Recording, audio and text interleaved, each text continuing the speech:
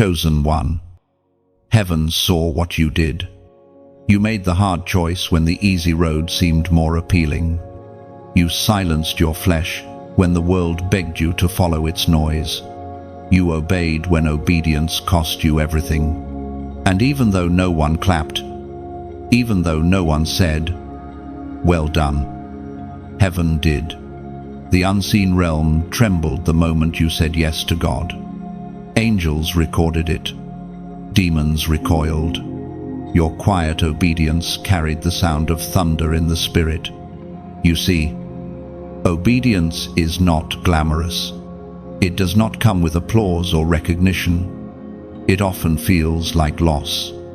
Yet, what you did was holy. You did not know it then. But your surrender was a signal flare in the heavens, declaring, "Here stands one who will not bow to compromise." Heaven marked you that day. Every tear you shed became an offering. Every time you chose righteousness over revenge, purity over pleasure, humility over pride, you were writing your name in the chronicles of faith. Listen carefully. This moment right now is not random. The reason you are hearing these words is because the Spirit of God is acknowledging your hidden sacrifices. You are not forgotten.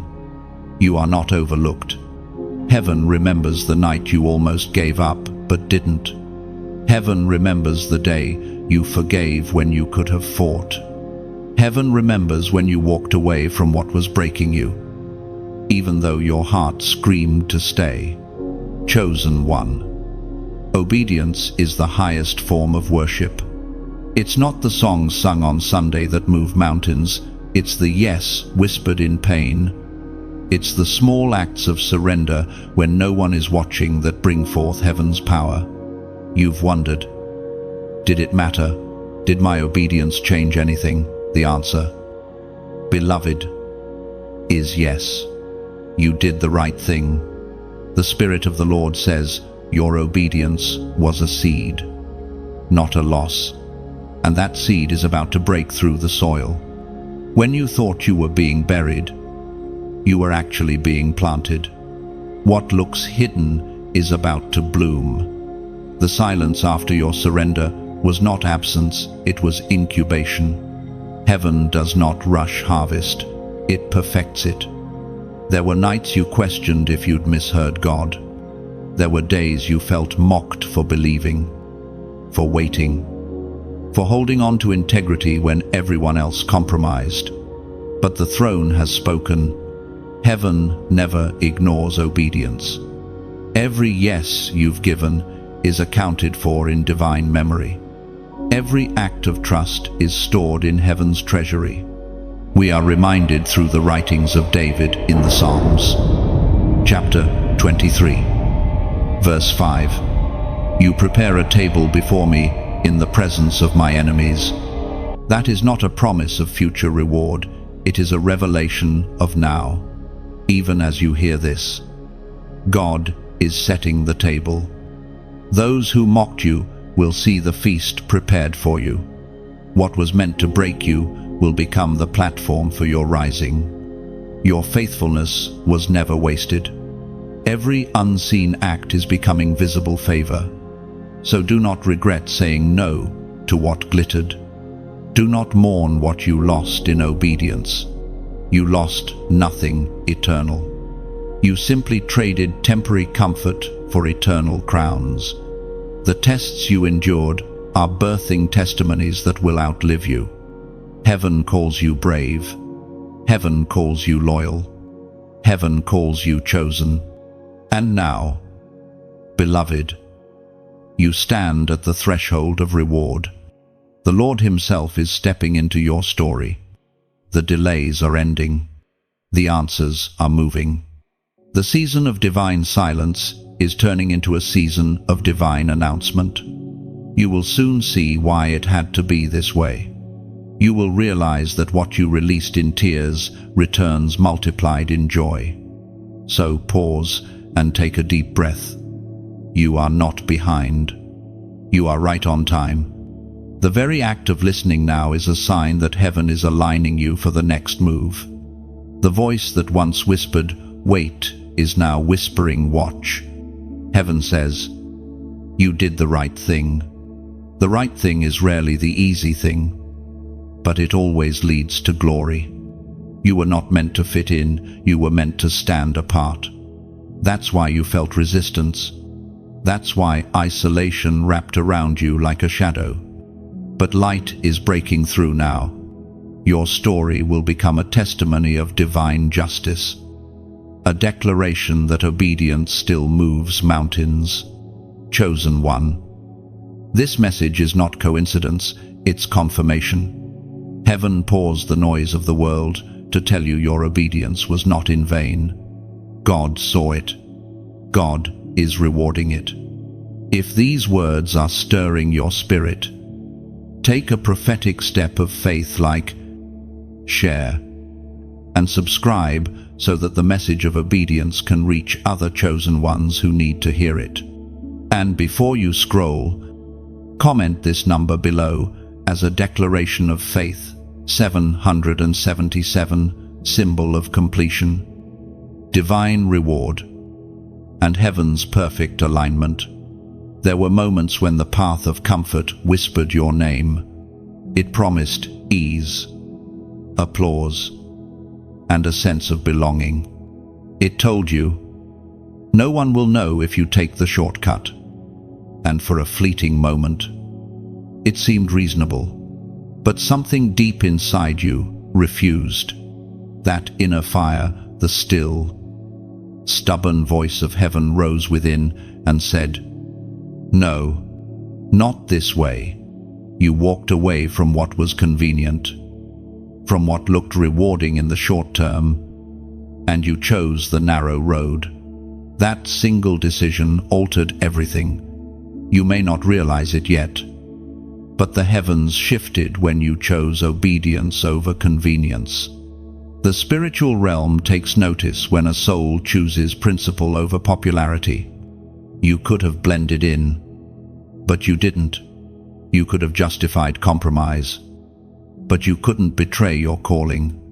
The very world around you wanted to mold you, to seduce you into mediocrity, to convince you that surrendering your integrity was the price of acceptance. Yet you stood. You did not yield. There is power in your restraint. The world celebrates visible victories, but heaven crowns invisible ones. The battles no one saw were the ones that defined your destiny. Every time you kept silent instead of retaliating, every time you waited instead of rushing, every time you obeyed when it hurt, you were declaring loyalty to the King who called you. You didn't know it, but those small choices were writing history in the spirit.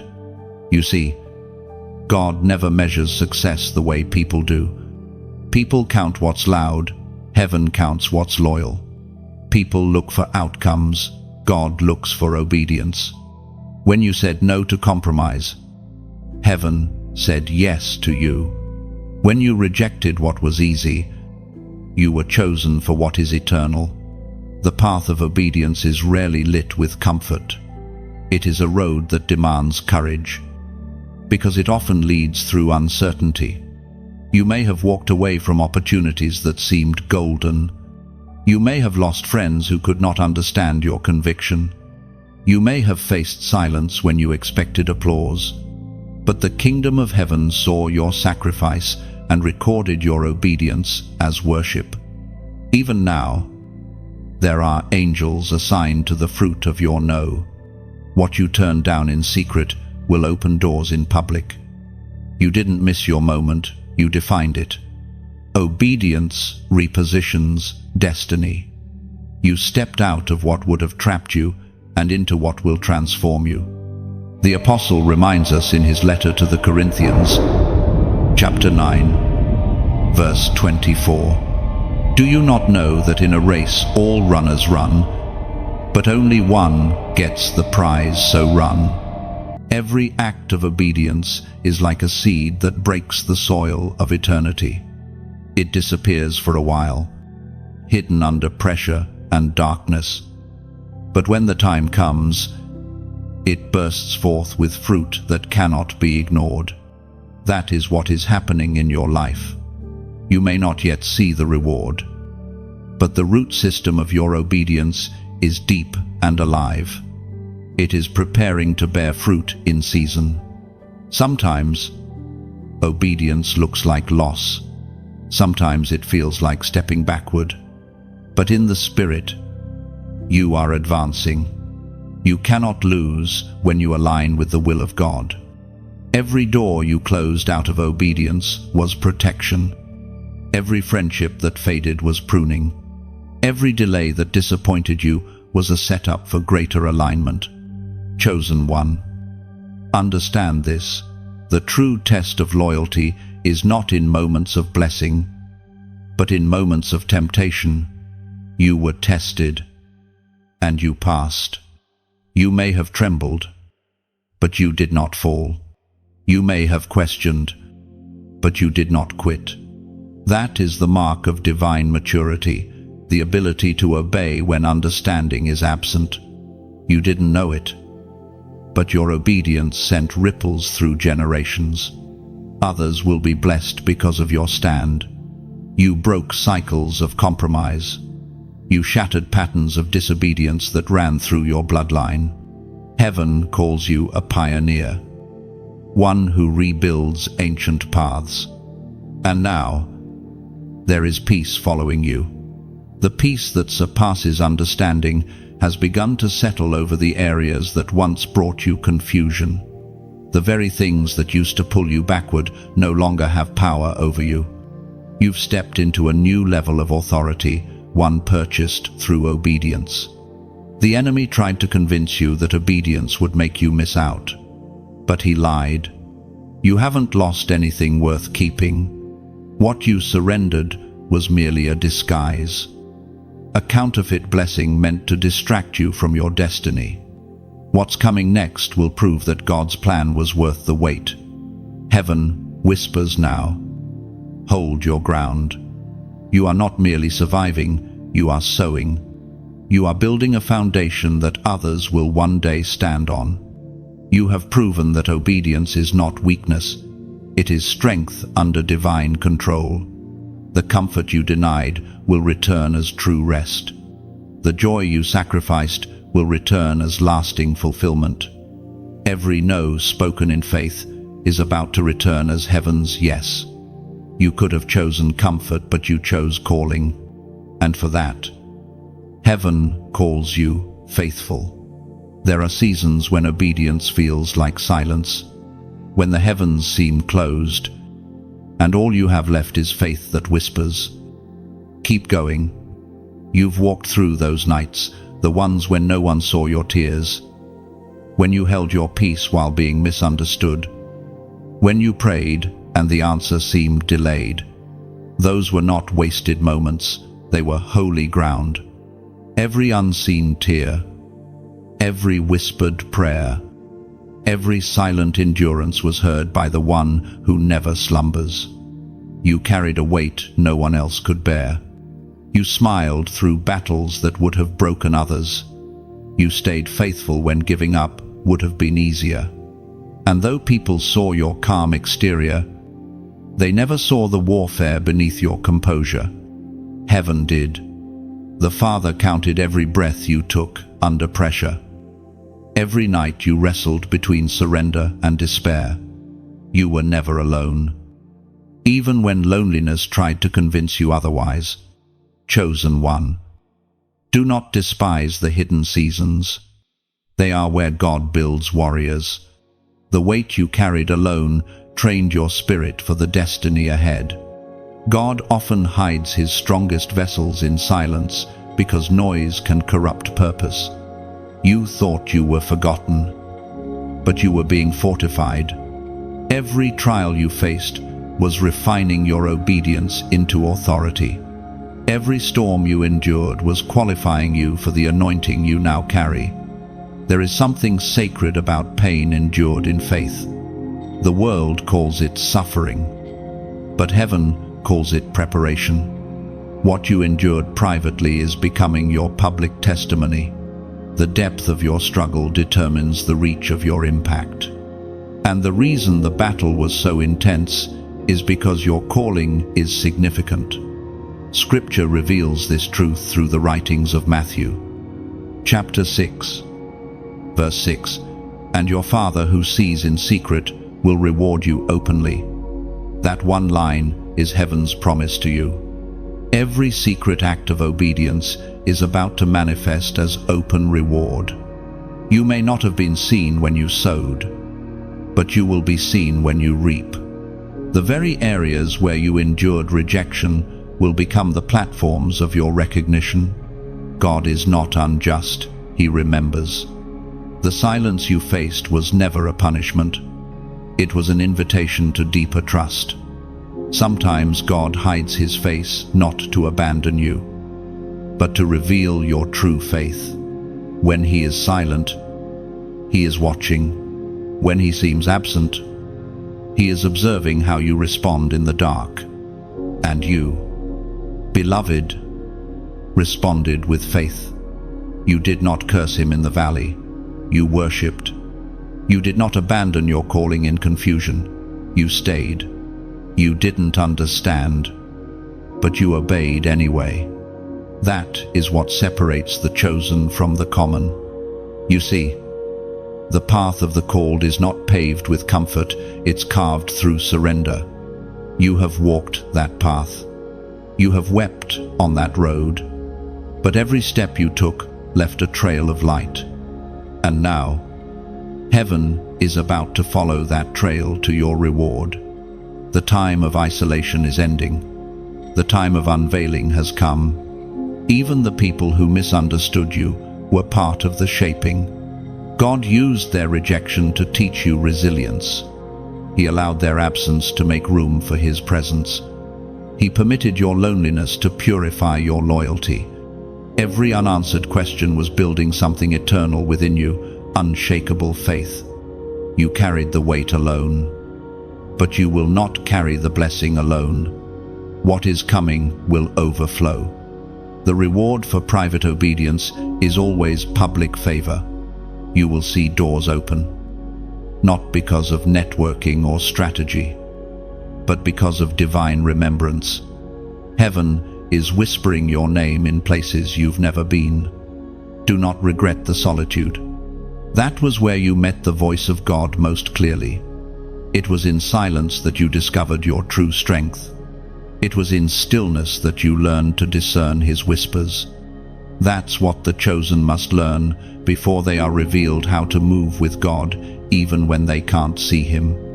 Beloved, your faith in secret has built a foundation strong enough to carry the visible blessing that's coming. The very weight that once made you cry will one day make you praise. The heaviness that once made you kneel will soon make you stand tall in victory. You didn't carry this weight for nothing. Heaven was watching. Heaven was recording. Heaven was preparing a reward that matches the pain. The waiting wasn't wasted, it was weaving something eternal into your spirit. And now, as a prophetic act, take a moment to declare your alignment with heaven. Comment, "I stand firm." Those 3 words are not just text, they are testimony. They echo the truth that though storms came, you did not fall. Though pain pressed in, you did not yield. This comment becomes your public declaration that your private endurance was not defeat, it was victory in disguise. Heaven hears that declaration. It seals your perseverance with purpose. "I stand firm" is your anthem. Your reminder that what you carried alone is now seen, remembered, and about to be rewarded openly. There is a sound that heaven recognizes, a sound not of instruments or choirs, but of obedience. Every time you said yes to God, even when trembling, that sound rose from the earth and echoed through eternity. Angels respond to it, because it carries the frequency of trust. You may have thought your surrender was small, insignificant, or unseen, but in the spiritual realm, it thundered.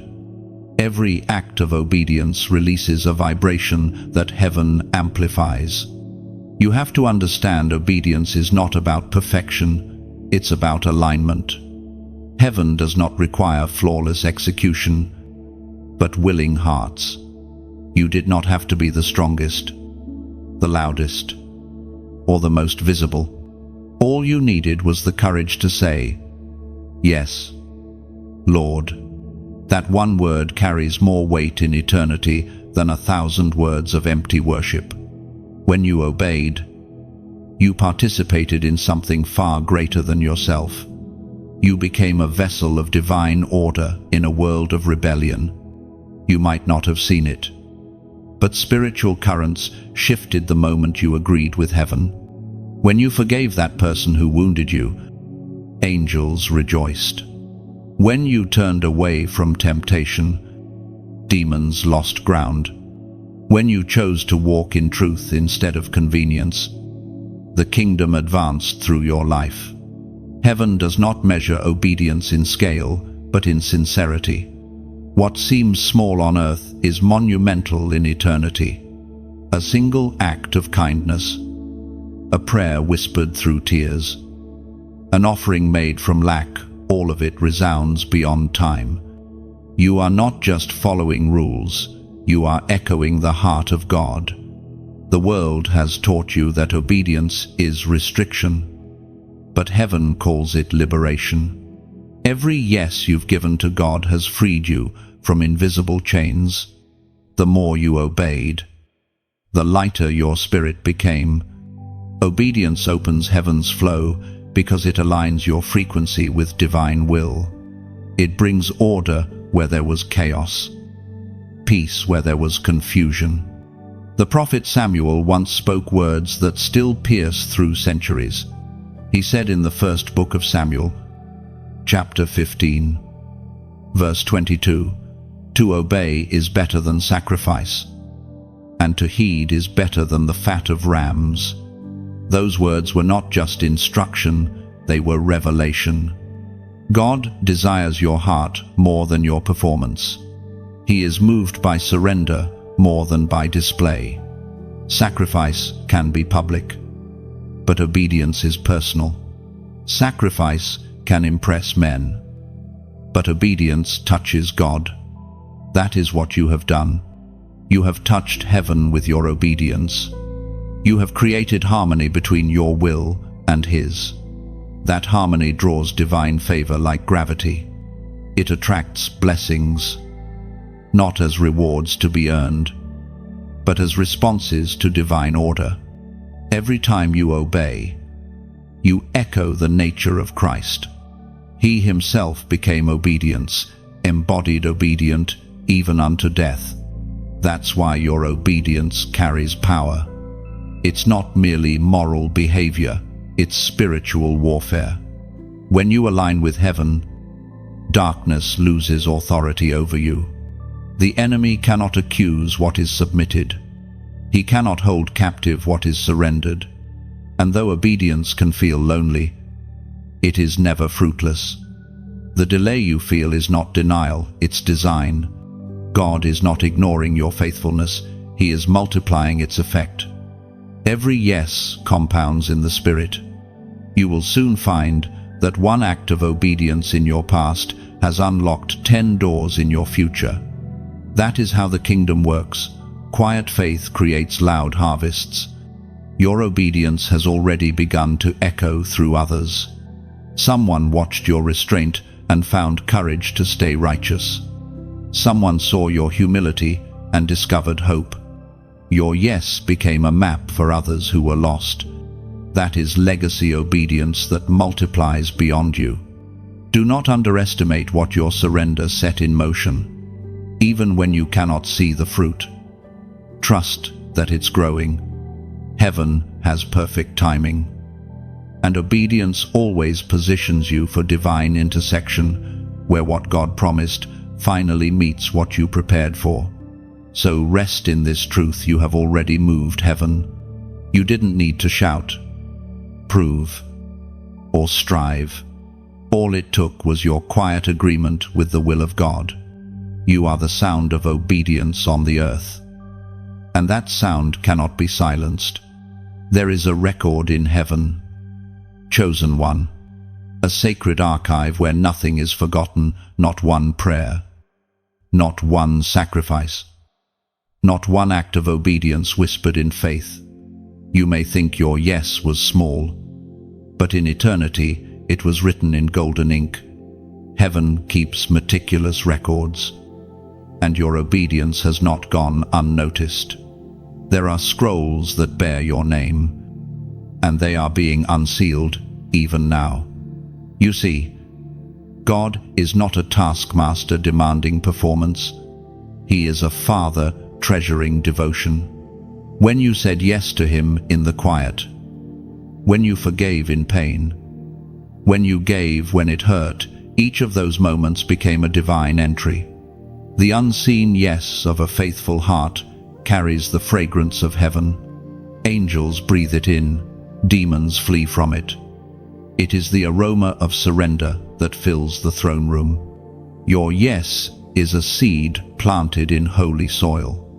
Though hidden beneath the surface, its roots are spreading. The rain of favor is coming, and soon the sprout will break through.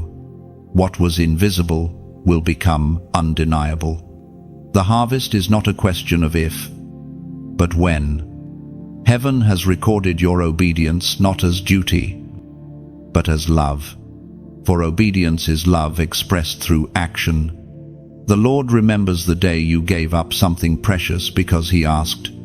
He remembers when you walked away from comfort, not out of fear, but because you trusted His voice. Those moments are written in eternal ink. They cannot be erased, delayed, or denied, according to the writings in the book of Hebrews, chapter 6, verse 10. For God is not unjust to forget your work and labor of love which you have shown toward His name. This verse is not just a promise, it's a verdict. Heaven has ruled in your favor. The scales are balanced on your side. Every quiet act of devotion is now tipping the atmosphere toward reward. Think of a potter shaping clay. The clay doesn't understand the pressure. It only feels the turning, the squeezing, the fire. But the potter knows what it will become, a vessel worthy of beauty and use. You are that vessel. The fire wasn't punishment, it was preparation. The pressure wasn't cruelty, it was craftsmanship.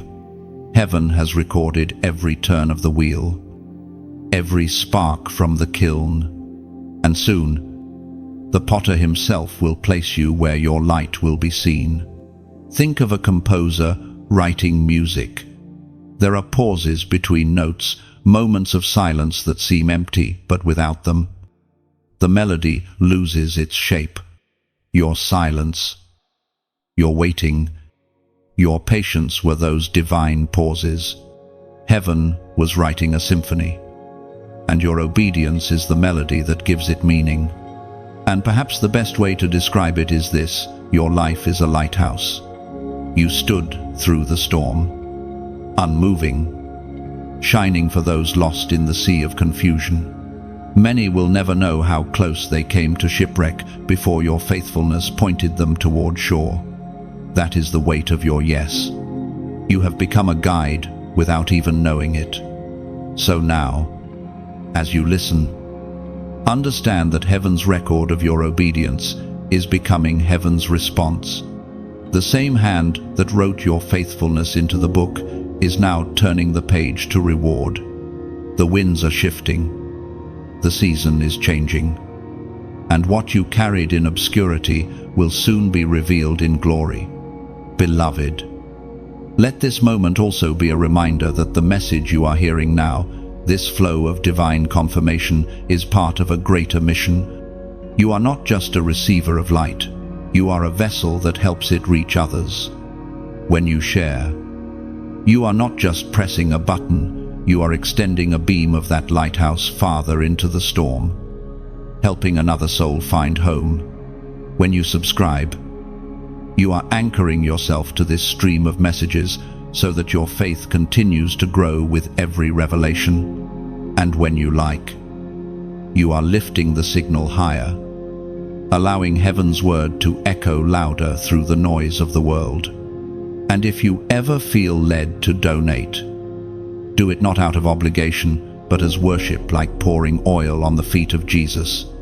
It is your way of saying, Lord, this message has nourished me, and I want it to reach another hungry heart.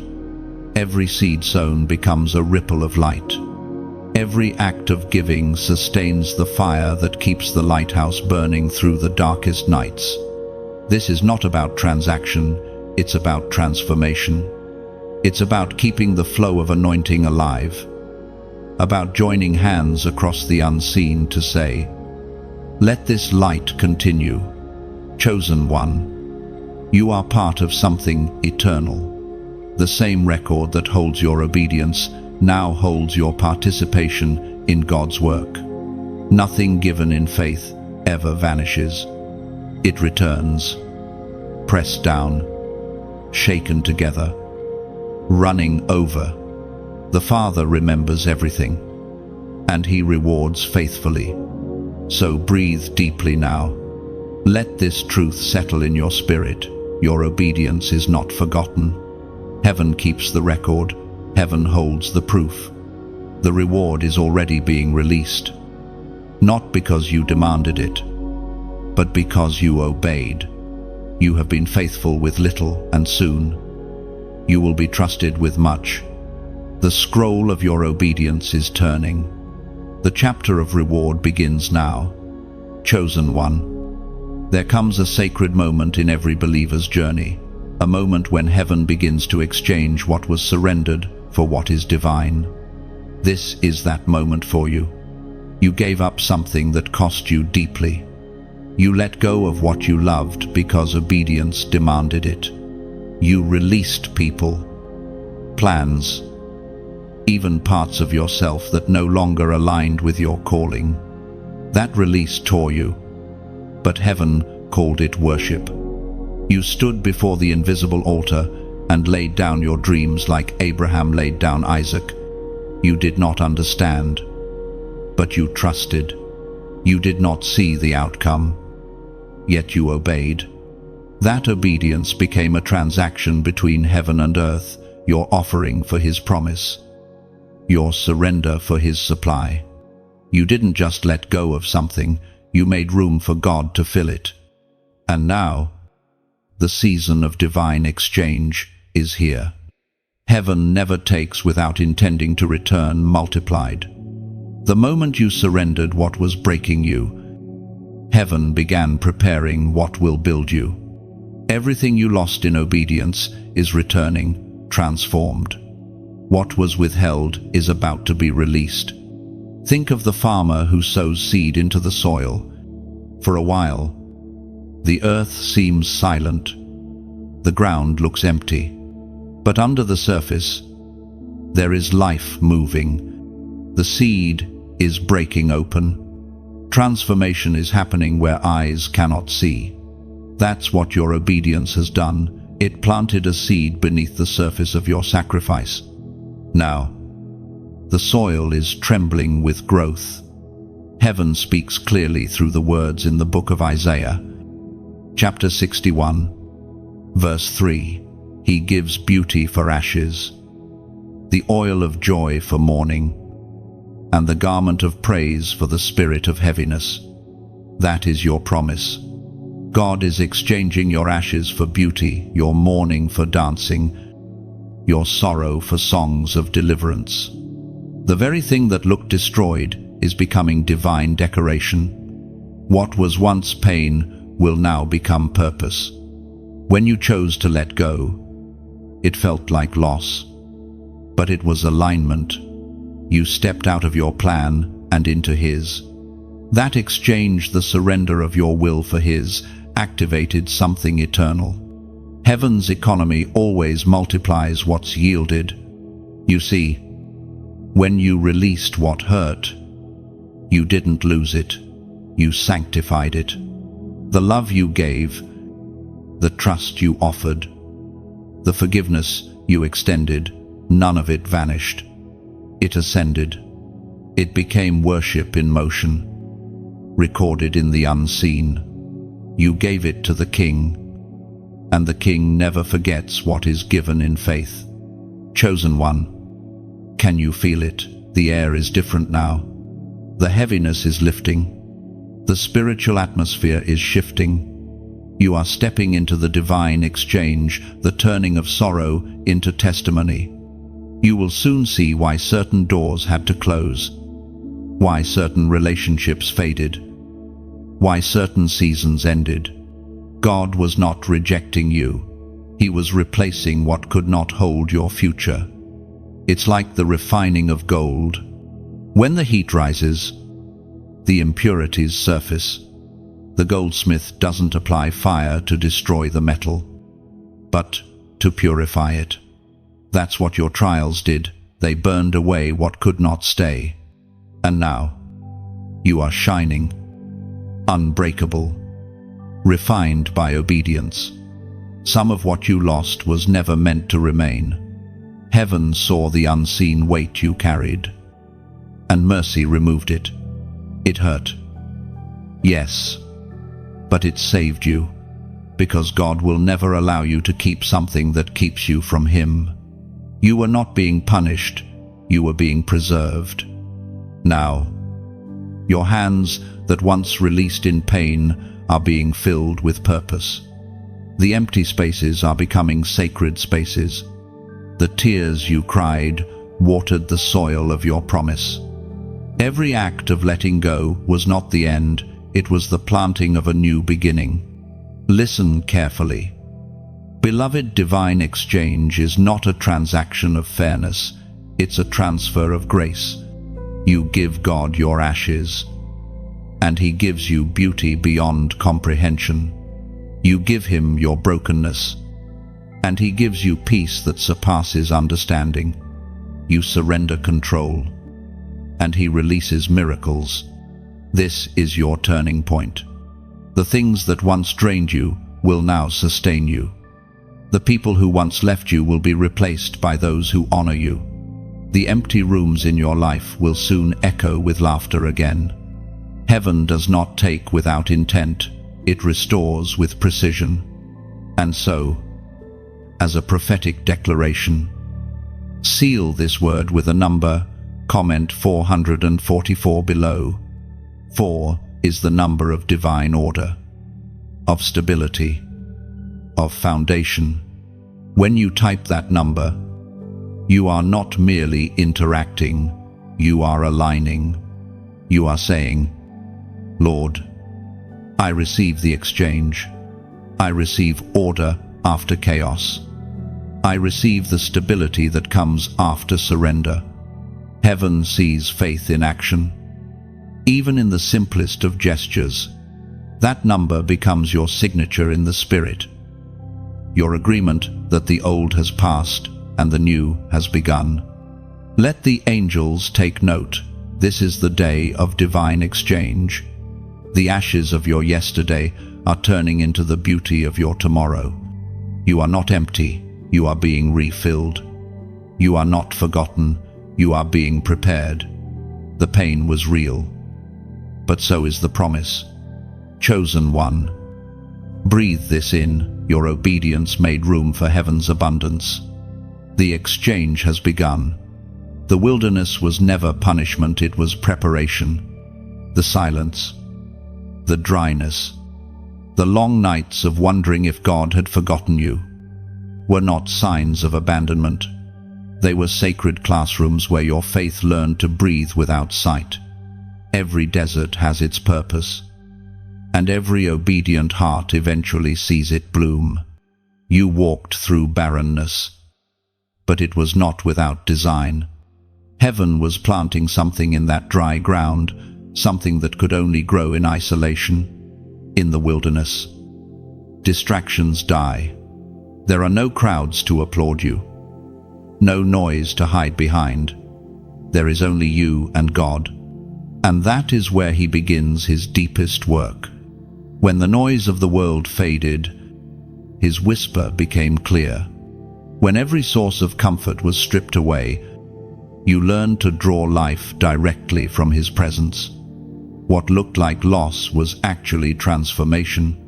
You wondered why everything seemed still, why the doors that used to open now remained closed, why prayers seemed to echo instead of being answered. But the wilderness is not a denial of your calling, it is the proving ground of it. It is where God removes what cannot enter your next season. It is where he replaces dependency on people with dependency on his Spirit.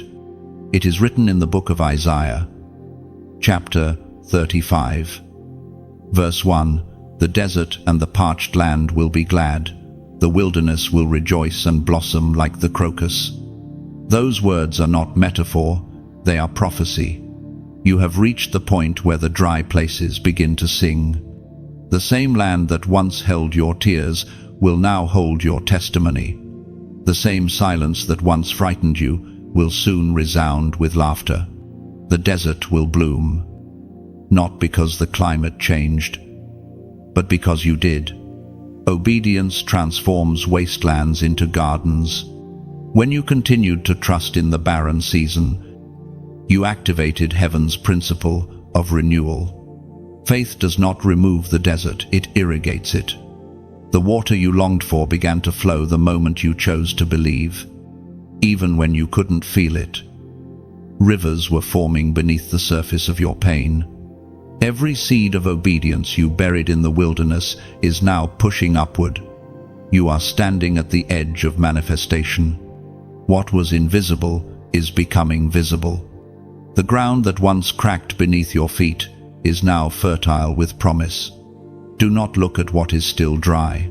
Look at what is beginning to sprout. The smallest green shoot is proof that heaven has remembered you. Sometimes we expect miracles to appear instantly, but heaven moves with patience. Just as spring follows winter, so does glory follow endurance. The wilderness taught you the rhythm of heaven, slow, sacred, and sure. Nothing rushed ever lasts, but everything refined through fire stands firm. You are now standing on refined ground, stronger and wiser because of what you survived. In those hidden years, your roots went deep.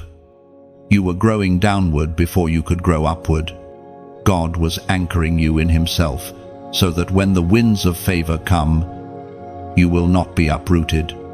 What you mistook for delay was really depth. Heaven was ensuring that your foundation could carry the weight of what's coming. Chosen one, you are stepping out of drought and into divine rain. The clouds that seemed heavy with disappointment are now heavy with blessing. The same pressure that once exhausted you will now release refreshment. Rain is coming, not just to touch you, but to flood the land around you. Others will drink from the overflow of what you endured. Every wilderness becomes a witness. When you look back, you will not see devastation, you will see design. You will realize that every painful turn was a divine redirection. Every lonely night, a night of molding. God never wastes wilderness. He uses it to raise warriors who can handle blessing without breaking. You are one of them. You are proof that obedience can bloom in any soil. The desert tested your faith, but it also revealed your strength. You found out that you could survive without the things you once thought you needed. You discovered that peace is not a product of comfort, but of connection. And now, as you emerge, you carry something rare, wisdom born from wilderness. The wilderness doesn't just end, it transforms.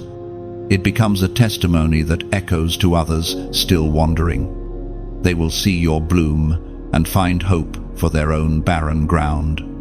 Your story will become their map. So do not mourn the wilderness. It made you. It forged your faith, purified your motives, and crowned your patience. The same God who led you in will lead you out, and when he does, you will carry the fragrance of rain. Beloved, your wilderness is rejoicing now. The dust beneath your feet hums with life. The air around you smells like promise. You did not merely survive the desert, you transformed it. And from this moment forward, every step you take will leave green behind you. There comes a point in the story of every faithful one when heaven decides it's time to reveal what has been hidden. You are reaching that point now. What was done in secret, what was endured in silence, what was planted in pain, heaven is preparing to display it before those who once doubted you. You obeyed quietly, and now God will reward you publicly. You see, the Lord does not forget the faithful. He is both just and generous. He allows seasons of obscurity not to hide you, but to prepare you. And when the time of unveiling arrives, no opposition can prevent it. God himself sets the stage. He arranges the scene with divine precision.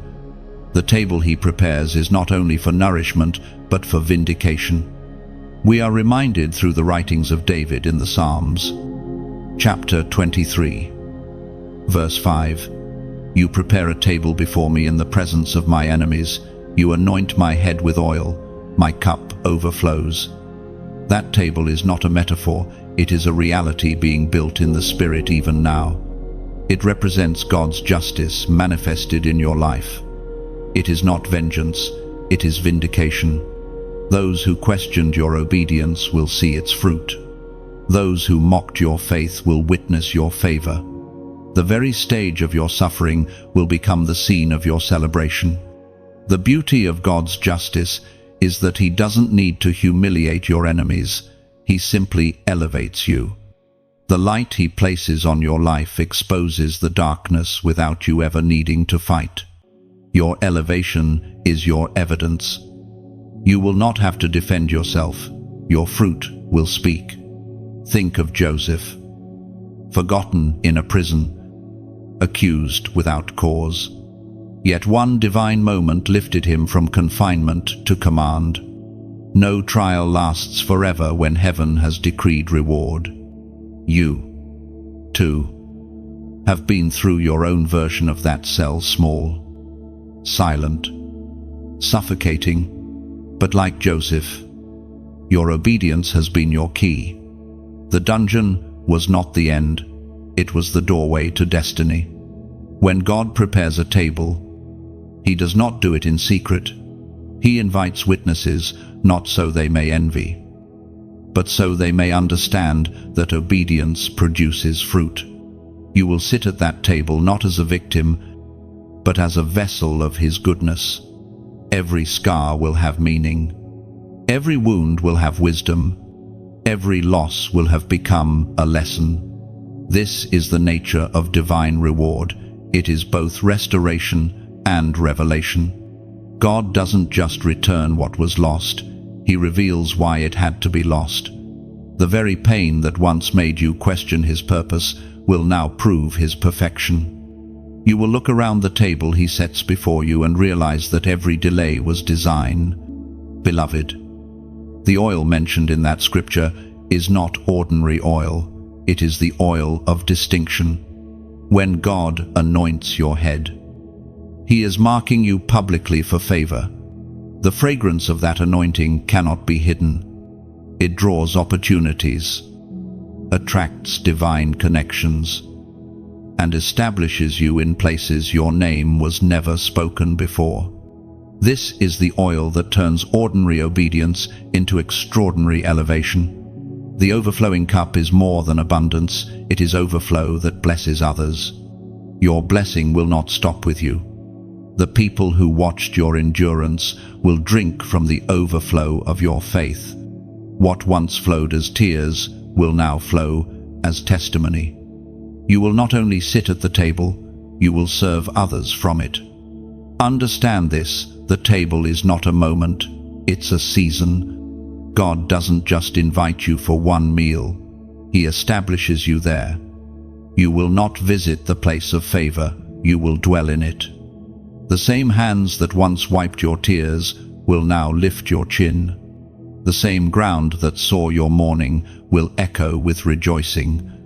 So, when you sense God arranging things, when unexpected doors begin to open, when peace begins to replace pressure, recognize the table being set. The cutlery of heaven is grace, the meal is fulfillment, the cup is joy overflowing. And all of it is prepared in the open, where even opposition must acknowledge His goodness. Do not waste time proving yourself to anyone. Sit, eat, and let God serve justice through joy.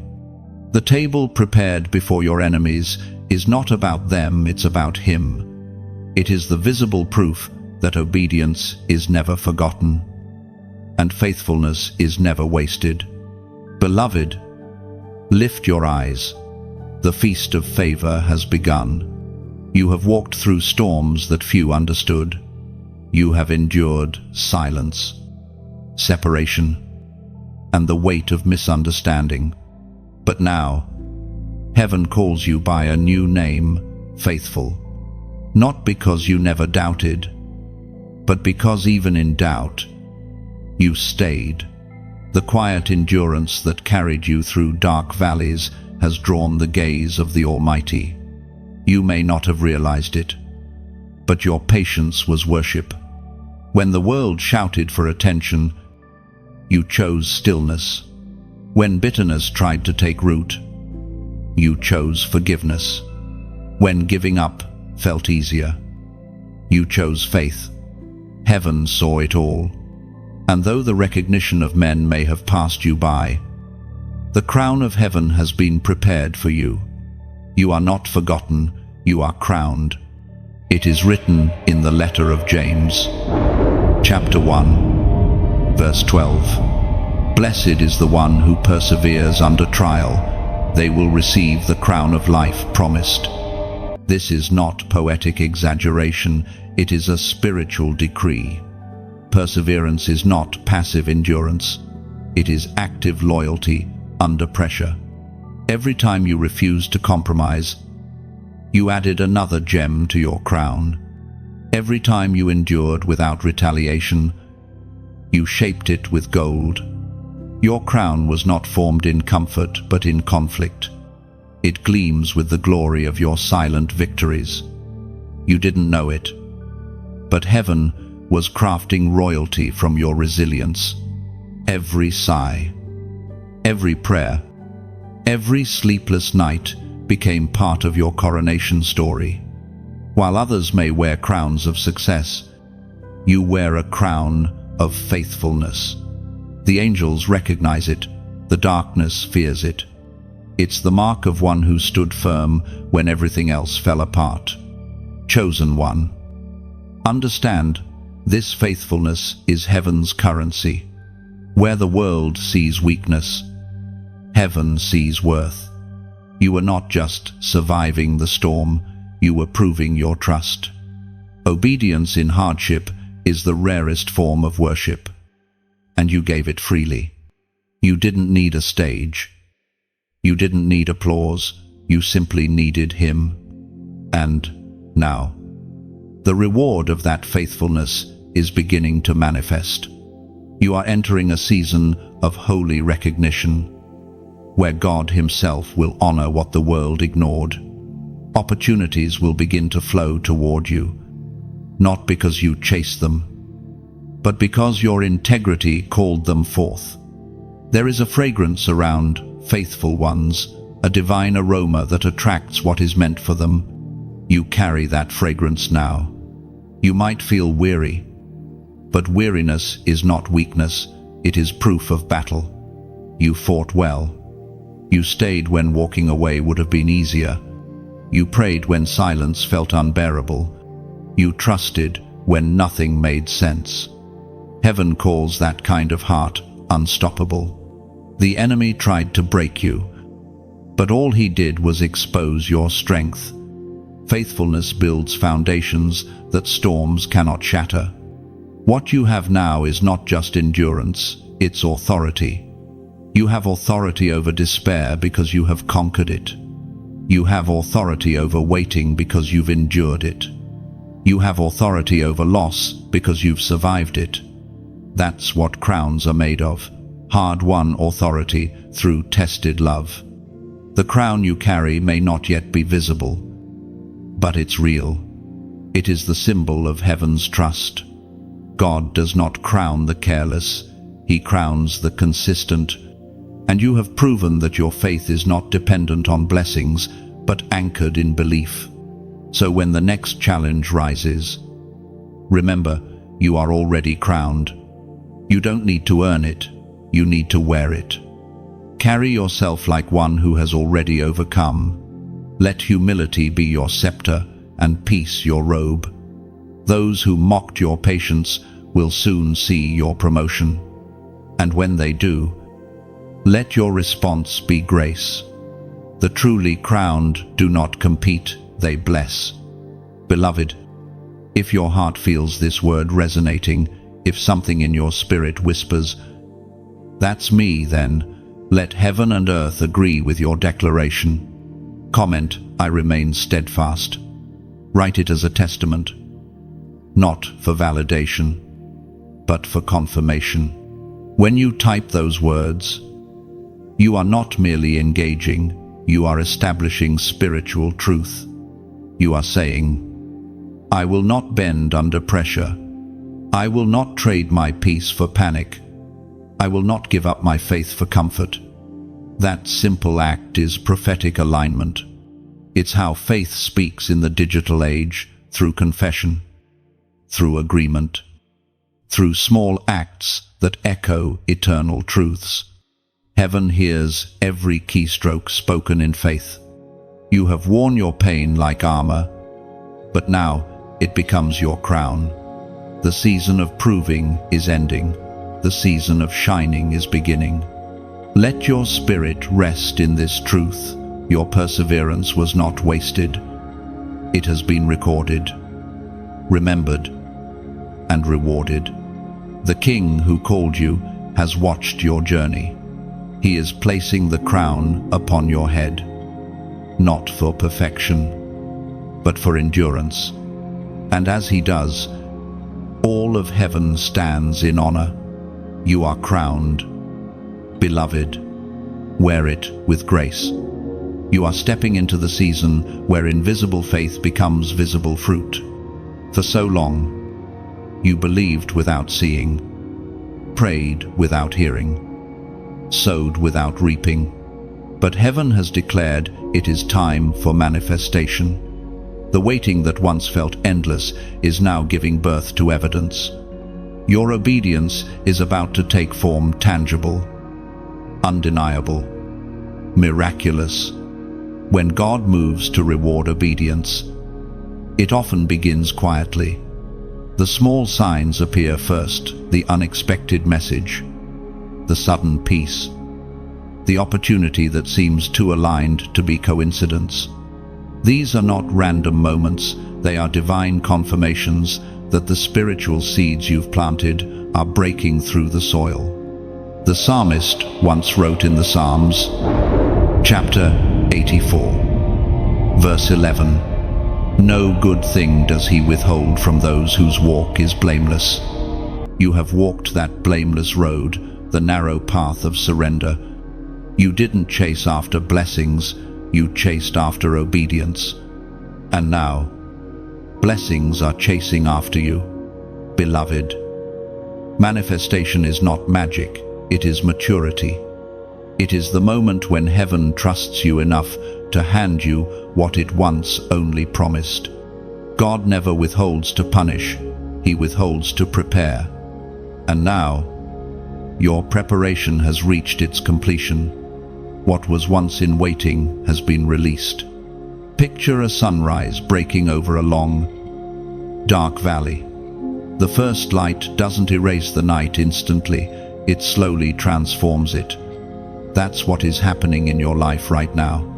The light of reward is rising, chasing away the shadows of delay. You are about to see what God has been building behind the veil. But let this truth settle deep. What's coming is not just a blessing, it's a testimony. The purpose of divine manifestation is not to elevate your name, but to glorify His. Your story will become proof that obedience still opens doors. Others will look at you and see evidence that faith still works. And as these manifestations unfold, remember that what you receive is not just for you. You are a conduit, not a container. Like rivers, blessings are meant to flow through you. The love, the peace, the resources that God releases into your life will find power when shared. Think of the way a single candle lights another. Its flame does not diminish, it multiplies. The world is full of souls walking through darkness, waiting for the light of your testimony. When you share what God has done, you pass the flame. When you like or subscribe, you help the message travel further, becoming part of the divine chain that carries light into the shadows of others. This is more than content, it's a calling. Every gesture of support becomes a small act of evangelism. When you share the message, you are not boosting a video, you are building a bridge for someone who's drowning in despair. You never know who might hear what you've already survived and find strength to rise again. And if you ever feel led to donate, do it as an act of faith, not out of pressure. Imagine it as a seed falling into fertile soil. Just as a farmer doesn't cry over the seed he releases, you can give with joy, knowing that every offering sustains the flow of these words that bring healing and hope. Donations are not about money, they are about meaning. They are the oil that keeps the lamps of revelation burning. Your act of giving, whether through time, attention, or resources, is how heaven's message travels farther. When you participate, you are saying, "Let the light continue. Let the flame reach farther than me." Every gesture of generosity becomes another spark in the great tapestry of grace. And yet, even beyond the symbolic, your engagement, the simple act of being here, of receiving and responding, is itself a form of offering. Every time you listen, reflect, or act on these words, you honor the one who sent them. That is partnership with heaven. The visible reward that's coming is not just a new season, it's a new identity. You are no longer the one who waits, you are the one who witnesses. You will see doors open without knocking, answers arrive without striving, and miracles unfold naturally in your everyday life. Heaven is not simply rewarding your obedience, it is showcasing it. God is turning your story into a canvas where His goodness can be painted boldly for the world to see. And as you stand in awe of what He is doing, remember, you are part of a divine chain reaction of light. So, beloved, as the light of manifestation rises, keep your flame steady. Like, share, subscribe, yes, but do it as one who understands the holy purpose behind it. Every action becomes part of the worship. Every small click echoes as, "Yes, Lord, let this message reach one more soul." And if your heart feels moved to sow a seed, do so in faith. Picture yourself adding another candle to the line, another oil drop to the flame, ensuring that the fire never goes out. The harvest is here. The manifestation is unfolding. Heaven's promises are stepping into view. And you, faithful one, are standing in the sunrise of divine fulfillment. There are moments when the doors of destiny open, not because you knocked, but because heaven remembered. You are entering that season now. The very places that once ignored you will begin to call your name. The opportunities you thought were lost forever will reappear. Perfectly timed, perfectly aligned. It will feel as though invisible hands have gone ahead of you, unlocking rooms you never knew existed. God honors those who obey in silence. He honors those who serve without spotlight, who give without boasting, who wait without resentment. You are one of them. And now, as the tide of favor begins to rise, you will realize that every hidden moment of obedience was an investment in this divine unveiling. Heaven is opening doors that no human can claim credit for. It is revealed in the book of Revelation. Chapter 3, verse 8. Behold, I have set before you an open door, which no one can shut. That one promise is enough to shift everything.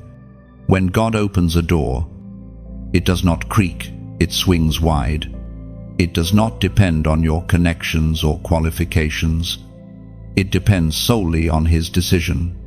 And when He decides it is time, no force of darkness, no structure of man, no whisper of envy can close what He has opened.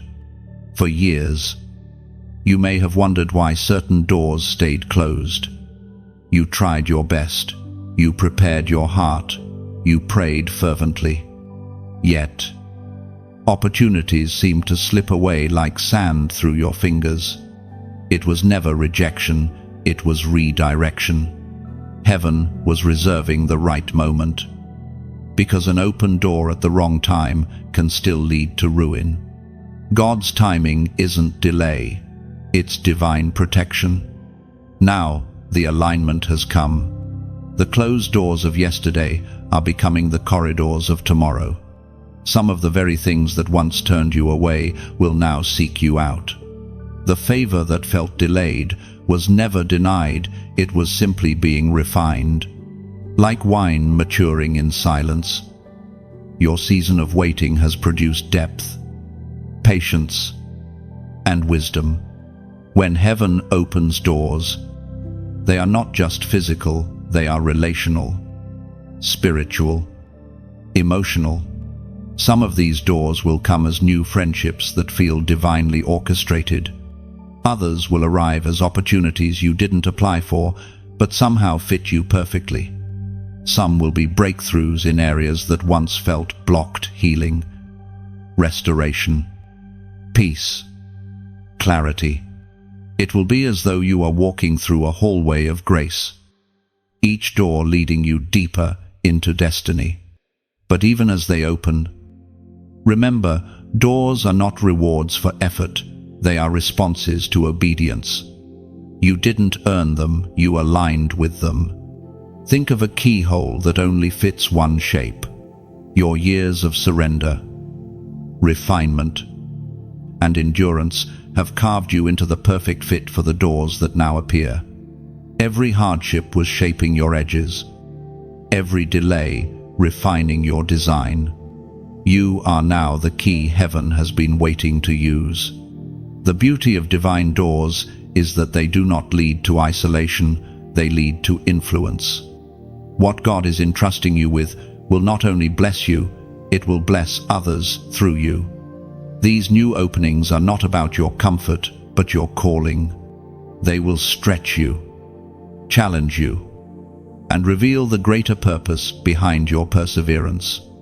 You will soon notice divine timing in small things, a meeting that seems random but holds significance, a message that arrives at just the right moment, a sudden solution that feels too perfect to be coincidence.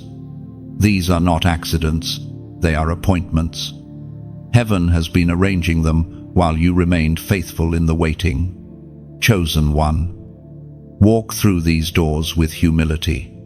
Do not rush. Do not boast. Do not doubt. Simply walk. The same God who opened them will sustain you inside them. Every new level requires the same obedience that brought you here. Remember what forged you: quiet trust, gentle surrender, unwavering faith. Let those qualities remain your compass. And know this: some people will not understand how quickly things shift in your favor. They will wonder how everything suddenly aligns, how blessings flow without striving. The answer is simple: you obeyed when it mattered most. God never forgets those who choose His way in secret. The reward of obedience is not only what opens, it's what stays open. There is also a door within your own heart that is opening a deeper level of understanding, peace, and discernment. The noise that once distracted you will lose its power. The worries that once drained you will dissolve under the weight of wisdom. You will move with clarity, knowing when to enter, when to pause, when to wait. Every open door comes with light. Step into it without fear. The light will reveal not just where you are going, but who you are becoming. You are no longer wandering, you are being guided. You are no longer guessing, you are being led. The one who opens doors is faithful to finish what he starts.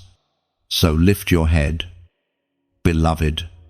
The locks are turning, the hinges are shifting, and the wind of destiny is at your back. The silence has ended. The doors have opened. Walk forward, grace is waiting on the other side. There are moments in time when heaven accelerates what once crawled.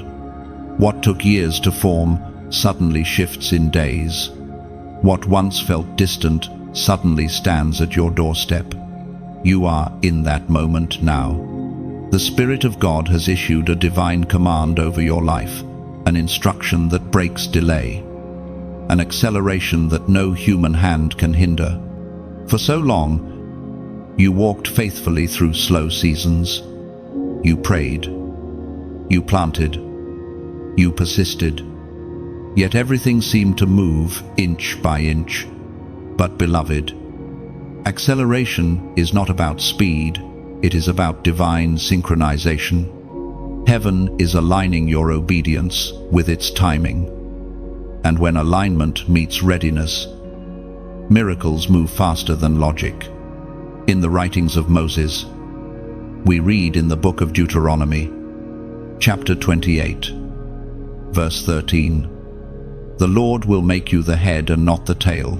You shall be above only, and not beneath." That promise is not metaphor, it's movement. God is elevating you, not through striving, but through speed that comes from surrender. The days of dragging disappointment are giving way to swift fulfillment. What you thought would take a lifetime will begin unfolding with divine ease. Doors that once took knocking will now open with your arrival. Conversations that once took months will resolve in a moment. Acceleration does not mean chaos, it means clarity. Heaven is cutting away distractions, simplifying paths, and removing unnecessary detours. What once felt like delay was actually direction.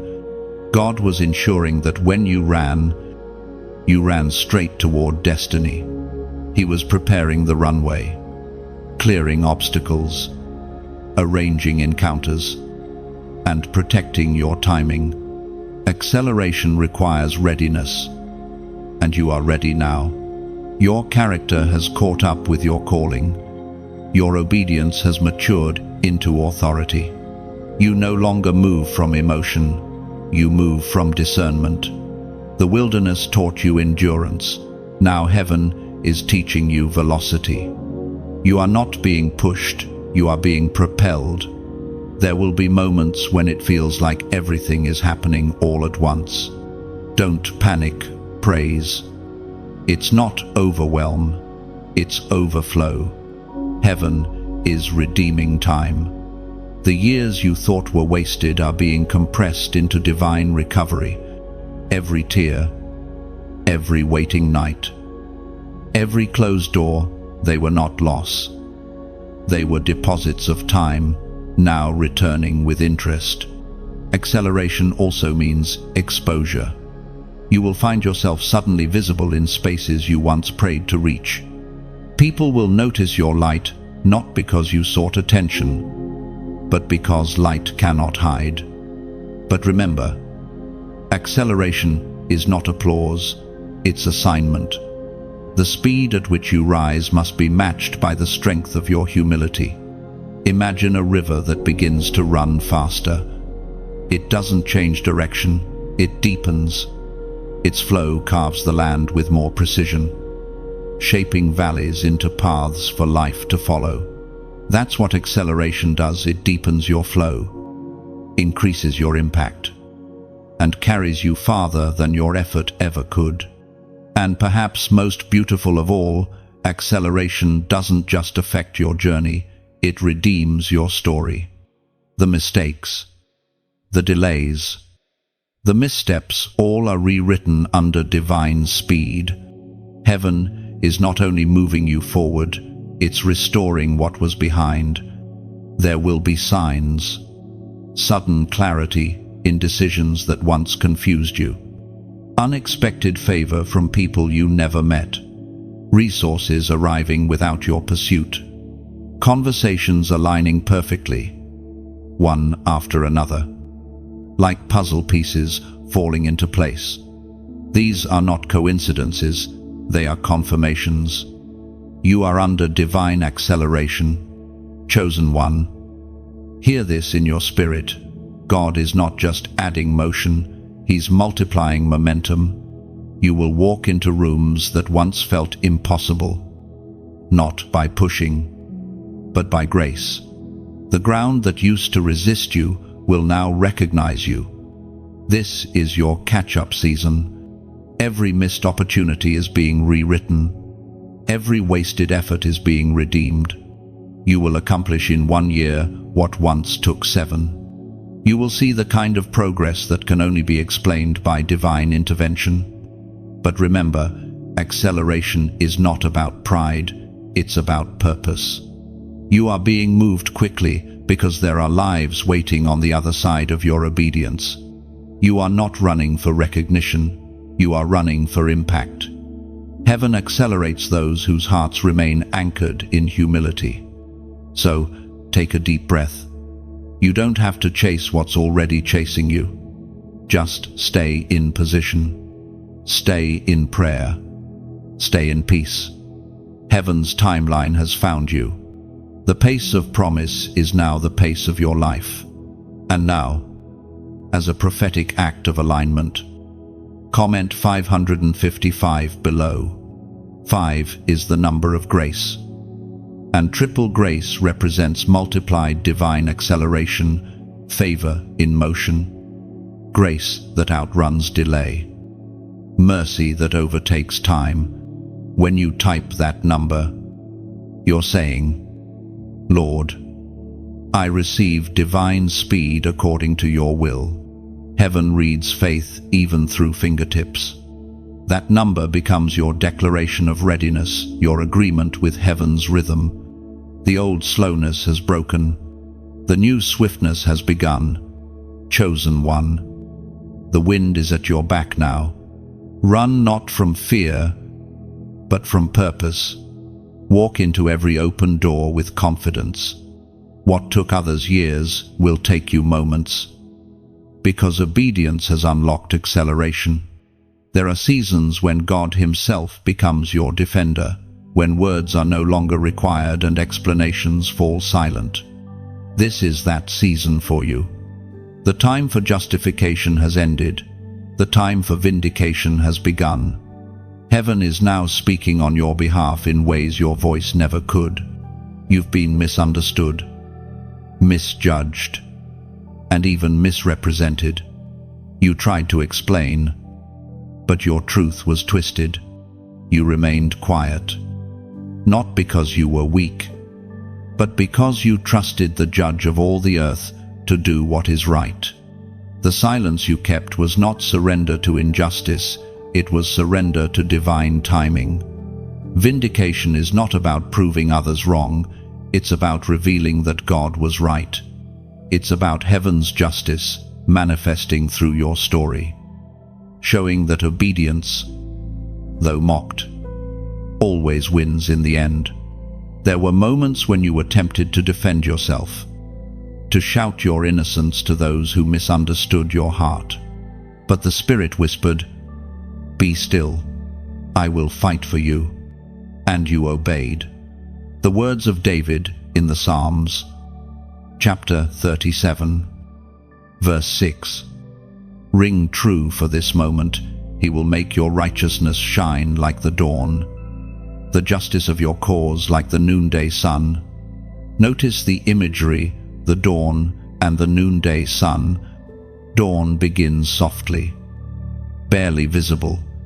It creeps in after a long night, bringing light to the horizon. That's what's happening now. The first light of vindication is breaking through. Slowly at first, then suddenly, it will flood your life with clarity. Those who misread your silence will see it was strength. Those who doubted your direction will see it was divine. Vindication doesn't require revenge. God's justice is not petty, it's perfect. When He vindicates, He restores honor without bitterness, elevation without arrogance. You will rise without needing to push anyone down. That's how heaven works. Your story becomes light, not a weapon. In the unseen, God has been your advocate. Every false word spoken against you was met with divine response. Every secret plot meant to derail you was dismantled before it could manifest. You didn't see it, but angels were intercepting accusations, blocking traps, silencing lies. The delays you experienced were not denials, they were divine intercessions. You see, vindication doesn't always appear as a dramatic reversal. Sometimes it comes as peace. The peace that once eluded you now guards you. The people who wounded you no longer hold power over you. The words that once stung now lose their echo. That stillness in your spirit is proof that heaven has ruled in your favor. There will also be visible signs. Where there was shame, there will be spotlight. Where there was confusion, there will be clarity. God will use the very areas of accusation to demonstrate His approval. The projects that were questioned will prosper. The relationships that were doubted will flourish. The plans that were mocked will manifest. It's not retaliation, it's revelation. And when the light of vindication fully rises, your only response will be gratitude. You will not say, "I told you so." You will say, "The Lord has done this, and it is marvelous in my eyes." That humility will keep your elevation pure. Vindication is not meant to inflate pride, it's meant to restore perspective. It reminds you that justice belongs to God, not to you. Think of Joseph once again betrayed, forgotten, falsely accused. When vindication came, it didn't return him to his brothers in anger. It positioned him to feed the very people who wronged him.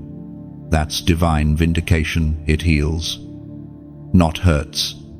And like Joseph, your elevation will serve a higher purpose.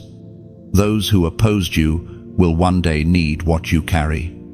And because your heart has been purified through pain, you will give freely. Vindication also exposes motives. It separates those who celebrated your downfall from those who silently prayed for your rise. Do not grieve the revelation, it's grace. God is removing the counterfeit to make space for the genuine. The exposure may sting, but it protects you from future deception. Beloved, you don't need to chase validation when heaven has issued vindication. What others think about you is no longer your concern. Your reputation is now under divine management.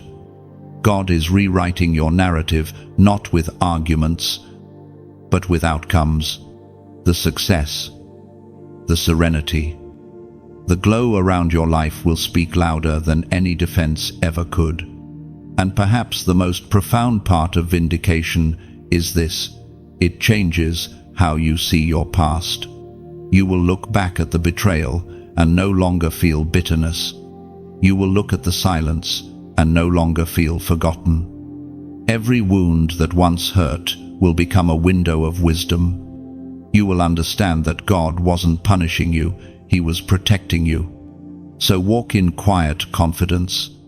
The dawn of justice is rising, and soon the brightness of noonday will surround you. You don't have to prove, strive, or argue anymore. The judge has ruled. The verdict is rendered, and the evidence of His favor is about to appear. Chosen one, the night is over. The morning of vindication has begun, and in this light, your righteousness shines not because you fought for it, but because you waited for it. There is a sacred rhythm to God's process: testing before testimony, pressure before power. You have lived inside that rhythm for so long that at times it felt endless. Every test seemed to come right after the last one ended, as though heaven had placed you in a furnace without pause. But now, as the refining draws to completion, you will see that every flame was necessary, every hardship intentional. The pain was not random, it was prophetic. The tests you endured were not punishments, they were measurements. They revealed who you truly are when the applause stopped and the silence grew heavy. They showed heaven that your obedience wasn't dependent on blessings, but rooted in love. When you lost what you thought you couldn't live without, you discovered you could live through anything as long as His presence remained. Each trial stripped away another layer of false strength until only genuine faith remained. That is the faith that moves mountains, not loud faith, not public faith, but tested faith. And now, because of what you've endured, your words carry weight, your prayers carry power, your presence shifts atmospheres. You don't realize it yet, but the wilderness has made you dangerous to darkness. There is beauty in the broken places. It is in the cracks of human fragility that divine light pours through. God never wastes pain. He repurposes it. The same fire that tried to destroy you has now forged a weapon in your hand. You carry authority over the very areas that once caused you suffering. The betrayal you endured gave you discernment. The heartbreak you survived gave you empathy. The rejection you faced gave you resilience. It is written in the Revelation of John, chapter 12, verse 11, "They overcame him by the blood of the Lamb and by the word of their testimony." That is the key, the testimony. You are standing now on the other side of what once felt unbearable. Not empty, but equipped. The story of your survival is not just personal victory, it is spiritual strategy. Others will overcome through your testimony. What once broke you will become the bridge that helps others cross. When you share your story, you are not reliving pain, you are reclaiming purpose. Testimonies are not simply memories, they are prophetic messages disguised as experience. Your life has become a living parable of endurance and redemption. God is turning your scars into sermons, your wounds into wisdom. There was a time when you asked, "Why me?" But heaven was answering, "Because you can carry it." You were chosen not because you were flawless, but because you were faithful. God needed someone He could trust with both fire and favor. And now, having passed through the testing, you are ready for the testimony. The journey wasn't easy. There were nights when tears felt endless, days when hope felt fragile. You prayed for the pain to end, but heaven whispered, "Wait, this is producing something eternal." Every unanswered prayer, every delayed promise, every lonely road was a brushstroke in a masterpiece too large to see up close. Now that you've stepped back, the picture begins to form. Testing always precedes revealing. Just as gold must be tested before it's placed in a crown, so too must your character be refined before your purpose can be displayed. God has been polishing you, removing the dullness of doubt, carving away the hardness of fear. What remains is pure faith shining, unbreakable, ready to reflect His glory. And when testimony comes, it arrives with quiet power. You won't need to force it. The transformation in you will speak for itself. People who once pitied you will now come seeking counsel. The same places where you once wept will soon hear your laughter. You will recognize the divine symmetry, how every loss became a lesson, every wound a window, every delay a design. The most powerful testimonies are born from the deepest tests. The enemy wanted to bury you under shame, but God turned that grave into a garden, out of the soil of your sorrow. Beauty is sprouting. What once felt like the end was actually a planting. You are now living proof that resurrection is not just a story, it's a lifestyle. Chosen one. Your pain was never wasted. Every struggle trained you for what comes next. You have learned to hear God in chaos, to trust Him in silence, to praise Him in uncertainty. That kind of faith cannot be taught, it can only be forged. Now you stand as both survivor and messenger. The fire no longer burns you, it bows to you. You carry an anointing that only comes through endurance. You have been tested, yes, but not to break you, to brand you. Heaven has placed its mark upon your life. You will never walk unnoticed again, because your very presence testifies. This is the moment when your story becomes someone else's survival manual. Speak when prompted. Stay silent when led. But never hide what God has done. You are not defined by what you went through, you are defined by what came out of it. The test has become your testimony, and the testimony, chosen one, will become your triumph. You were right to wait. Every part of you that longed for quick answers, every restless thought that wanted to rush, was met with God's gentle command, "Be still." At the time, you didn't know it, but that stillness was shaping your strength. Waiting didn't delay your destiny, it refined it. And now, heaven is confirming what your spirit already knows: the wait was worth it. There were moments you questioned if patience was punishment. You saw others move ahead, and it seemed unfair. You wondered why your prayers lingered in silence while theirs echoed with answers. But heaven does not measure time as man does. To God, waiting is not wasted, it's weaving. It's the quiet construction of destiny beneath the surface of delay. Every minute of waiting was a brushstroke in the masterpiece of your becoming, like the potter who turns the wheel slowly. The Lord was forming you with deliberate precision. Too much speed would have shattered you. Too little pressure would have left you incomplete.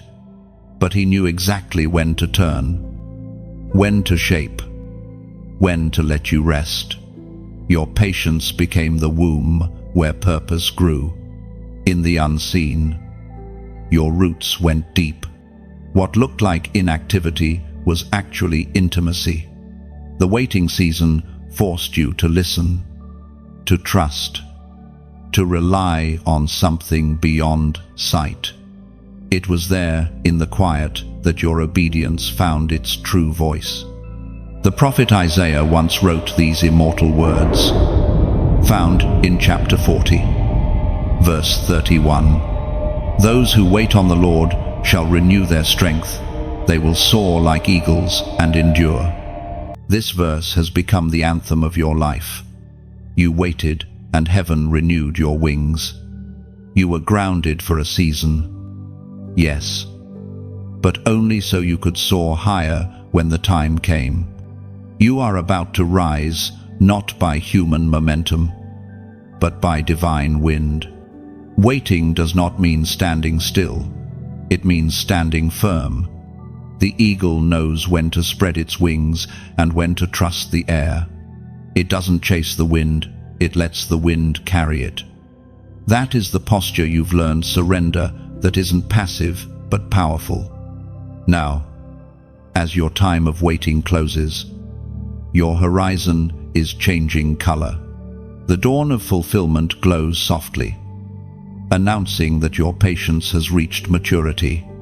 The prayers you whispered through tears are becoming answers written in light. The opportunities that once eluded you are circling back, this time wrapped in peace. But beloved, as you step into this new rhythm of grace, let your gratitude overflow. The messages you've been receiving here, the words that found you in dark places, the truth that helped you breathe again, are not simply stories, they are lifelines. And now, you have a chance to let those lifelines reach others. When you like this message, think of it as lighting a lantern in a night sky.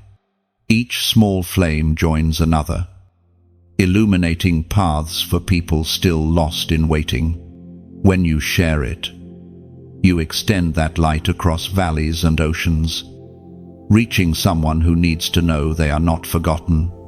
When you subscribe, you become part of a living river, a current of encouragement that keeps flowing.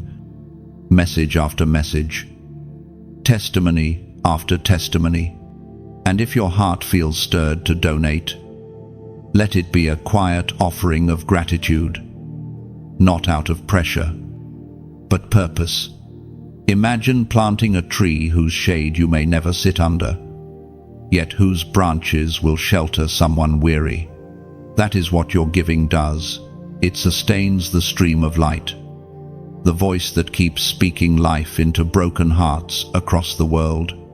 Every small act of generosity, whether attention, comment, or contribution, is a stone dropped into still water, sending ripples far beyond what your eyes can see. You become a partner in the unseen, joining heaven's work of restoration, one message at a time. And if these words have touched something deep within you, pause for a moment and let your heart speak. Leave a comment below, even just a few words, a sentence of truth. Tell what this waiting season has taught you. When you write it, you are not just responding, you are releasing testimony into the atmosphere. Someone scrolling through the comments will read your words and find courage to keep going. Your comment may become the small spark that lights another soul's hope again. You are no longer waiting for permission to live, you are walking in fulfillment. The timing of God is unfolding like a flower in your hands. What once looked like stillness is now movement. What felt like silence is now song. So, let your gratitude take form. Engage, share, plant, speak, not because the message needs you, but because someone else does. You waited well, and now your life becomes a testimony that waiting works. The same God who met you in the quiet will use you to reach another who is still in it. You were right to wait. You were right to trust. And now, as your wings stretch and the wind of destiny lifts beneath them, remember, your patience was prophecy. Every second of silence was sacred rehearsal for this moment of flight. You are soaring now, steady, strong, renewed, and as you rise, you carry with you not just your story, but the hope of countless others still learning to wait. The principle of multiplication is one of heaven's quietest miracles. It rarely begins with abundance, it begins with surrender. What you release in faith never returns the same. It returns transformed. You are now standing in the season where your obedience begins to multiply. What once felt like loss will start to reproduce blessing in ways that defy reason. Heaven's economy is built on this divine exchange, what you give up in obedience. God restores in overflow. You didn't even realize how much you sowed while walking through the valley. The words of kindness you spoke when your own heart was breaking. The patience you offered to those who misunderstood you. The prayers you whispered for others while waiting for your own breakthrough. These were seeds. And though you buried them in tears, you will reap them in joy. The Book of Luke, chapter 6, verse 38, declares this eternal truth.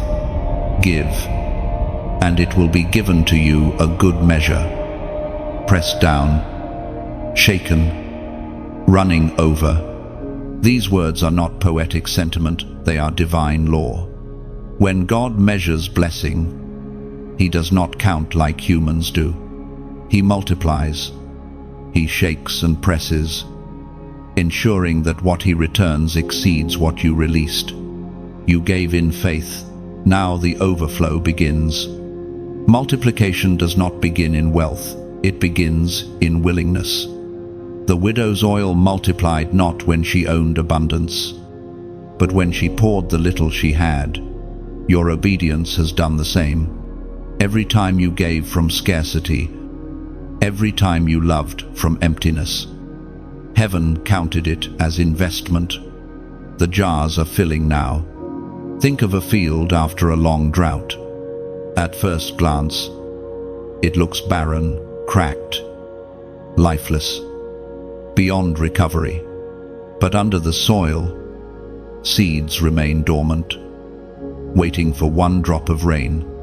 The moment heaven's rain falls, the seeds awaken, racing upward toward light. That's what's happening in your life. The rain of favor is falling, and dormant promises are breaking through the soil of your patience. You may have thought your season of sowing was over, but God is revealing that your harvest was simply hidden. The multiplication anointing does not shout, it unfolds. It's not a storm, it's a sunrise. Slowly, steadily, new opportunities, divine relationships, and unexpected provision will begin to appear. They are the fruit of your former faithfulness. Heaven's multiplication is also measured in transformation, not just material gain. The peace you now carry is part of the return. The wisdom that replaced confusion, the discernment that grew from pain, all of these are signs of increase. God multiplies not only what you hold, but who you are. Your heart has expanded. Your vision has stretched. Your faith has deepened. That, too, is abundance. You have stepped into a rhythm of divine reciprocity. What you give in obedience circles back as grace. The time you sacrificed becomes restoration. The love you offered becomes loyalty returned. The seasons you endured become seeds of influence for those who will follow. Heaven wastes nothing, especially not faith. But remember, multiplication is never meant for hoarding. It is meant for overflowing. The blessing that comes to you is designed to move through you. God trusts you as a steward, not just a recipient. That is why the increase can come safely now, because he knows you will use it wisely. And as the flow of multiplication continues, it will begin touching places you never intended. Someone will be blessed simply because they crossed paths with you. Your words will lift burdens without you realizing it. Your presence will carry peace that shifts rooms. That is what divine abundance looks like. It doesn't need announcement. It manifests naturally. The same way the ocean waves never stop reaching the shore. Heaven's flow toward the obedient never ceases. Every time you breathe gratitude, another wave rises. Every time you choose generosity, another current forms. You have entered the cycle of divine giving and receiving a loop of endless grace. The world will call it coincidence, but you will know better. You will recognize the fingerprints of God in every unexpected gift, every opened door, every moment that feels too aligned to be random. This is multiplication in motion, favor following faith. And it will not only sustain you, it will surprise you. Blessings will come from directions you never looked toward. People you helped years ago will reappear with gratitude. Efforts you thought failed will begin bearing fruit in unseen places.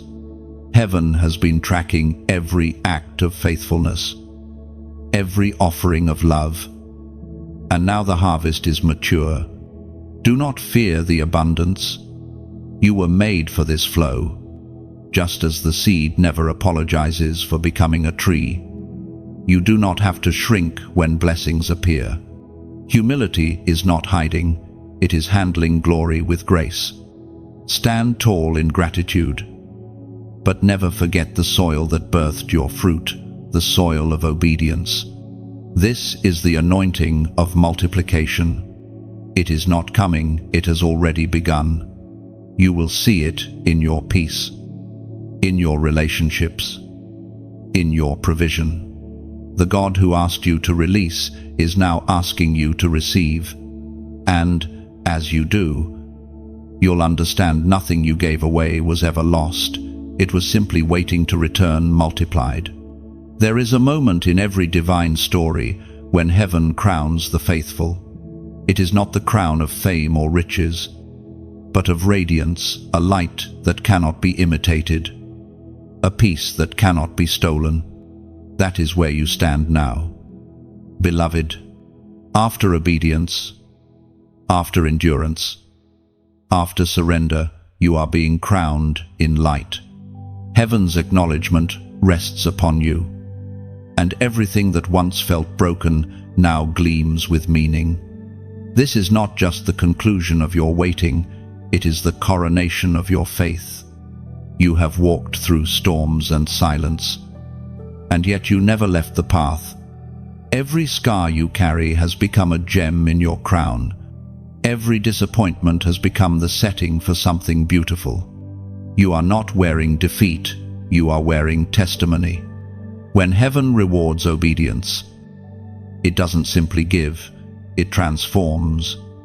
You are not receiving an external blessing only, you are becoming one. Everywhere you go, the evidence of divine favor will follow, not because you demanded it, but because you reflected it.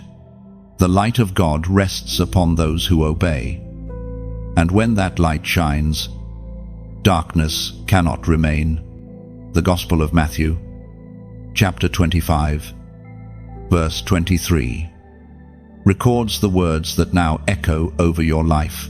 Well done, good and faithful servant. Enter into the joy of your Lord. This is not merely a future promise, it is a present reality. You are stepping into joy now. You are walking in the presence of the one who watched every choice, every tear, every sacrifice. Heaven does not merely reward action, it rewards heart posture. You obeyed not because of reward, but because of love, and now, love itself rewards you. The crown of light you wear is not made of gold, but of glory. It radiates peace that calms rooms, wisdom that brings clarity, and grace that restores others. You are becoming what the world needs, but cannot manufacture a vessel of divine presence. People will not understand how you shine after everything you've endured, but they will feel it. They will sense that you have been with God. There is a stillness that surrounds those who have passed through fire and emerged refined. It is not pride, it is peace. You no longer need to strive or prove. You carry quiet authority, born not of self, but of surrender. You speak less, but say more.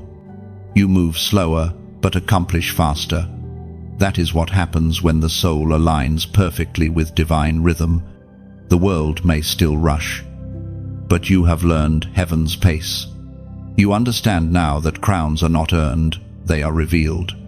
You didn't climb to receive yours, you grew into it.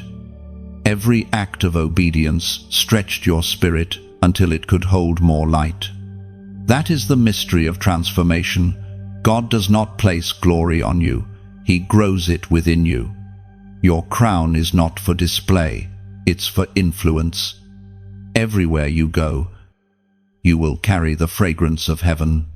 You will bring peace into chaos, clarity into confusion, hope into despair.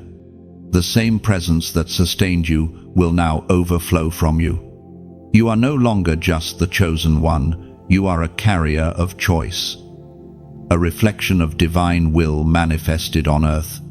The reward of obedience is not comfort, but calling. And now, heaven is entrusting you with more territory, more voice, more reach, not because you sought it, but because you can be trusted with it. The same humility that carried you through testing will carry you through triumph. Do not fear elevation, you are ready for it. You have been trained not to idolize the throne, but to serve from it. When you look back, you will see a divine thread woven through every season. The confusion now appears as coordination. The losses now appear as lessons. What once made you weep now makes you wise. Heaven wastes nothing. It has turned even your wilderness into wisdom. This crowning is not just about you, it's about legacy. The obedience you lived will ripple through generations. Others will walk freer because you chose faith over fear. You have become a signpost of God's faithfulness, a living reminder that surrender is never in vain. And yet, even now, the crown is only the beginning. The light you wear is not a finish line. It is a commissioning. You have completed one assignment and stepped into another. You will move forward with quiet confidence, knowing that what once threatened to destroy you was only preparing you to reign. So walk with your head lifted not in pride, but in peace.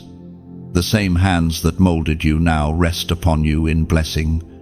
You are anointed not for applause, but for impact. The kingdom within you will continue to expand outward, touching lives, shifting atmospheres, breaking chains. Chosen one. This is your divine unveiling. The darkness that once opposed you will now bow to the light you carry. You have become the living evidence that obedience still moves heaven. You are crowned not because the journey was perfect, but because you finished it faithfully. And as heaven's light settles upon you, the words echo once more, "Well done, chosen one." Take a deep breath. You have reached the end of this journey. But heaven's voice does not end here. The words that found you were never just meant to inspire, they were meant to ignite. You have walked through revelation after revelation, and now the flame is in your hands. Carry it forward. When you like this message, see it as sealing the word within your heart, a gesture that says, "I receive this light." When you share it, Imagine releasing a spark into another soul's darkness, helping someone else find what you have found here. And when you subscribe, you are not simply joining a channel, you are anchoring yourself to a flow of faith, to a stream of words that keep your spirit alive and alert. If your heart has been stirred by what you've heard, leave a comment below. Write what this journey awakened in you. Even if it's just a single sentence of truth, your reflection could be the whisper that strengthens another believer still walking through the fire. This is more than content, it's communion. Every like, every share, every word you leave behind becomes another beam in the bridge between heaven's message and the hearts that need it. So, go now, crowned in light, overflowing with peace. Let your obedience become your language, and your faith become your footprint. The world will know you by the glow you carry.